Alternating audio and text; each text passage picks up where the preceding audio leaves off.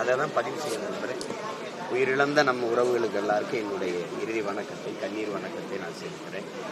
காயம்பட்டவர்கள் குணமாகணும் அப்படின்னு நான் வேண்டுறேன்.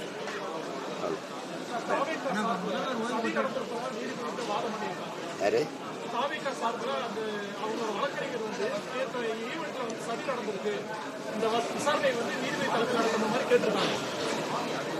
இல்லை, அதில் நம்ம போய் கருத்து சொல்ல முடியாது. அவங்க அது நீதிமன்றம் பார்த்துக்குவாங்க. அவங்க என்ன வாதமோ அதுக்கு தகுந்த மாதிரி அவங்க ஒரு முடிவு எடுத்து சொல்லுவாங்க. இப்போ நம்ம போய் அதில் கருத்து சொல்ல முடியாது. முதல்வர் வந்து ஓய்வு பெற்ற நீதிபதி அருணா ஜெகதீசன் தலைமையிலான ஒரு குழு அமைப்புன்னு சொல்றாரு. அது போதுமானதா இருக்குங்களா? அதெல்லாம் வந்து இதில் எனக்கு கருத்து வேறு மாறுபட்ட கருத்து. இப்போ தூத்துக்குடி துப்பாக்கி சூட்டில் 2 மாசத்துல நான் முதல்வரான பிறகு நடவடிக்கை எடுப்பேன்னு ஐயா சொன்னது. எதிர்கட்சி ஆளுங்கட்சி ஆனவனு இதே அம்மா தான் அருணா ஜெகதீசன். 3 மணி நேரம் நேர் நின்று சாட்சியம் சொன்னவேங்கிற முறையில் நான் தான் இருக்கேன்.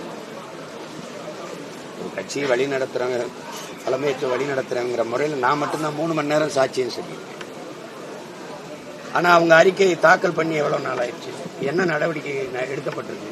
இந்த துப்பாக்கி சூட்டில் சம்பந்தப்பட்ட அதிகாரிகள் எல்லாம் பணி இடமாற்றமும் பணி உயர்வும் பெற்றிருக்காங்க.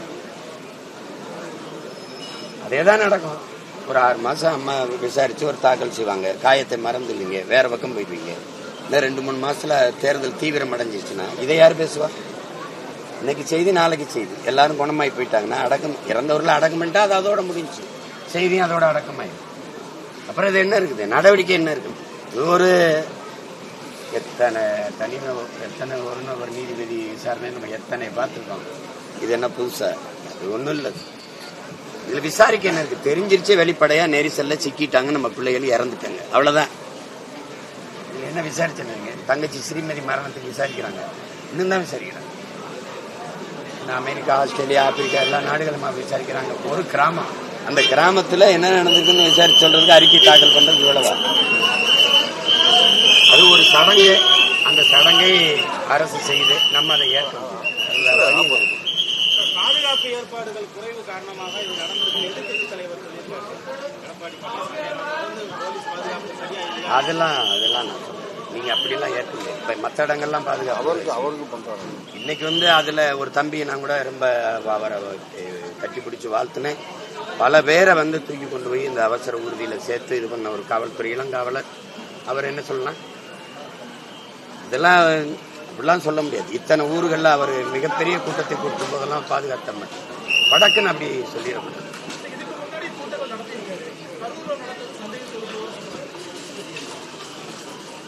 அது சந்தேகம் இருக்குன்னா அந்த சந்தேகத்தை இப்பதான் விசாரிக்கிறாங்கல்ல, தெரிய வந்துடும். நம்ம போய் எல்லாத்துக்கும் கருத்து சொல்லணும்னு சொல்லிட்டு கூடாது. எதுல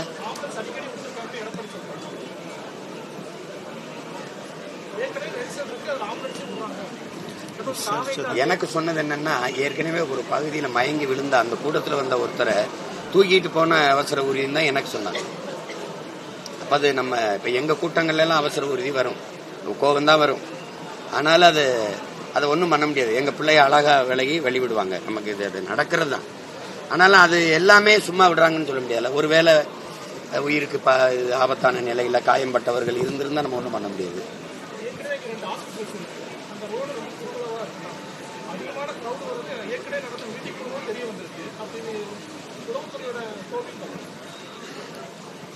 அவங்க சொல்றது நாங்க ஒரு இடம் கேட்டோம், அந்த இடத்துல கொடுத்துருக்கலாங்கிறாங்க. அது இப்ப பார்க்கும்போது கொடுத்துருக்கலாம்னு நமக்கு தோணுது. அவங்க என்ன கணக்குல இந்த இடத்த தேர்வு பண்ணாங்கன்னு தெரியல. அது கேட்டா எதிர்கட்சி தலைவர் ஐயா இங்கதான் கூட்டம் போட்டாங்க, அந்த இடத்தையும் நீங்க பயன்படுத்திக்கீங்கன்னு சொல்றது. இப்ப இந்த மாதிரி இதெல்லாம் இப்போ தம்பிக்கு வந்து இப்ப புதுசு. எனக்கு 15 வருஷமா இந்த அனுபவத்துல நான் ரொம்ப பக்குவப்பட்டு அதான் நடக்கும். எனக்கெல்லாம் எங்க சனம் வராதோ முட்டு சந்து மூத்திர சந்தும்பாங்க, அங்கதான் கொடுப்பாங்க எனக்கெல்லாம். சரி என்ன பண்றது, இதை கடந்துதான் நம்ம வந்தாக வேண்டியது. இப்ப யாருக்குமே அந்த சூழல்ல என்ன பண்ணோம்னா என்ன செய்யறதுன்னு தெரியாதுல, அந்த பதட்டத்துல ஒரு முடிவு எடுக்கிறதா. இன்ன வரைக்கும் கூட அவங்க தலைவர்கள் இருக்காங்க, அடுத்த கட்ட 2ஆம் கட்ட தலைவர் இருக்காங்க, அவங்களும் யாரும் ஸ்பாட் இது வரைக்கும் இவங்க வந்திருக்கலாமே சார். இது வரைக்கும் நடந்தது எல்லாமே ஒரு திட்டமிட்ட சதி அப்படின்னு தாவேகவர் வந்து நீதிமன்றத்தில் அந்த ஒரு முறையை வச்சிருக்காங்க. எப்படி பார்க்கணும்? இல்ல திட்டமிட்ட சதின்னா அதை நம்ம வந்து சான்றுகளோட நிரூபிக்கணும். நம்ம பேசும்போது அந்த வலியில வேதனையில ஒரு வார்த்தையை நம்ம சொல்லுவோம். இப்போ அவங்க தரப்புல பார்த்தா அவங்க சொல்றது சரின்னு படும், அரசு தரப்புல வேற ஒரு காரணம் சொல்லுவாங்க. இப்போ இந்த நேரத்தில் வந்து அதை விவாதிச்சுக்கிட்டு இருக்கிறது வந்து சரியானதாக இருக்காது. ஏன்னா நம்ம ஒரு 2 உயிர் இல்லை 40 உயிர்கிட்ட நம்ம இழந்திருக்கோம். அந்த அவங்க இழந்தவர்கள் குடும்பத்தில் ஒருத்தனா நின்று தான் நீங்கள் இதை பார்க்கணுமே ஒழிய இதை போய் கருத்து பேசிட்டு ஏற்கனவே காயம்பட்டு இவங்க பாரு என்ன பேசிட்டு வாங்க. அந்த சாவு வீட்டில் நின்று பார்த்தீங்கன்னா அந்த சாவு வீட்டில் இருக்கிற ஒரு மகனை நான் பார்த்தா ஐயோ ஐயா என்னையா பேசிட்டு இருக்கீங்கன்னு வரும். அந்த மனநிலையை தான் நீங்கள் இதில் பார்க்கணும். இது வரலாம், தம்பி வரலைனாலும் மற்றவர்களை வருவாங்க, வர சொல்லுவோம். சரி, மற்றவங்களை தம்பி புஷியானந்தையோ ஆதவையோ வந்து பாருங்க ஆறுதல் சொல்லுங்கன்னு சொல்லுவோம். அது செய்வாங்க.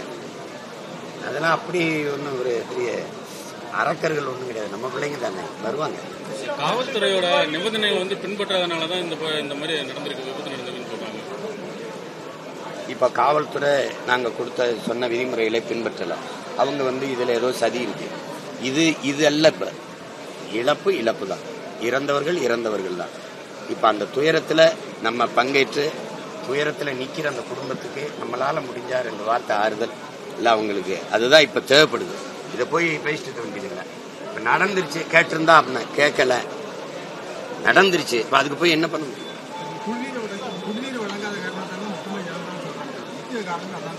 குடிநீரை வந்து அரசு வழங்க முடியாது.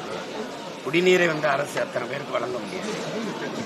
அதாவது நம்ம பிள்ளைகள் எடுத்துட்டு வந்துடணும். விளங்குதான் நான் சொல்றது. இப்ப கூட்டத்துல எந்த தண்ணி இருந்தா கூட அங்க நிக்கிறவருக்கு எப்படி போய் கொடுக்க முடியும்? இப்ப நம்ம பிள்ளை இப்படி வரும்போது அவங்களே ஒரு போத்தல்ல ஒரு தண்ணீரை எடுத்துட்டு வந்துடணும். 4 மணி நேரம் 5 மணி நேரம் நிக்கிற மாதிரி இருக்குதுன்னா அப்ப அதுக்கு தயாரா வந்துடணும். அதுக்கு வந்து அவங்கள குறை சொல்லி இவங்களை குறை சொல்லி யாரை குறை சொல்லுவீங்க? எனக்கிட்ட தண்ணி இருக்குது கொடுக்கணும்னு நினைக்கிறேன், இவர் கொடுத்துருவா அவர் கொடுத்துருவா. அங்க நிக்கிறதுக்கு எப்படி கொடுப்பேன்? எப்படி போய் கொடுக்க முடியும்?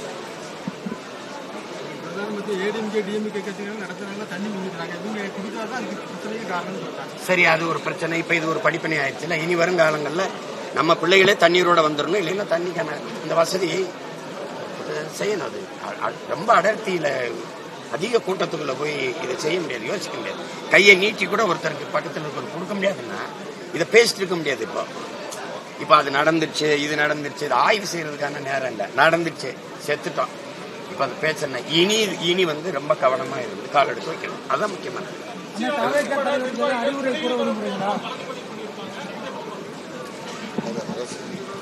இது வழக்கு, அதை எதிர்கொள்ளுவாங்க. அரசு நெரிசல்ல சிக்கிட்டாங்க.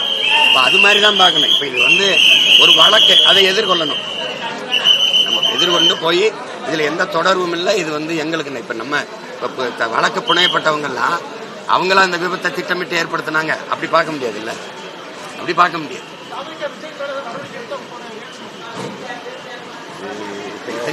இது என்ன? இது தம்பி மேல நடவடிக்கை எடுத்தா அண்ணனுக்கு என்ன செய்யும்? சந்தோஷமா இருக்குமா? மகிழ்ச்சியா இருக்குமா? வருத்தமா தான் இருக்கும். இது என்ன ஒரு கேள்வி கேட்குறீங்க? அவனுக்கு இது புது வழக்கு. எனக்கு வந்து 260 வழக்கு இருக்கு என் மேல. நான் ஏறாத நீதிமன்ற படிக்கட்டுகள் கிடையாது. எனக்கு இது புது சில வழக்கு. அது இல்லைன்னா விடியாது கிழக்குன்னு போவோம், சிறை அதை நிறைன்னு போவோம், தடை அதை உடைன்னு போவோம். எங்களை பயிற்றுவித்த தலைமை அப்படி. உங்களுக்கு புரியுதுன்னு நினைக்கிறேன். தயவு செய்து என்னை கைது பண்ணுங்கன்னா நான் கெஞ்சிருக்கேன்.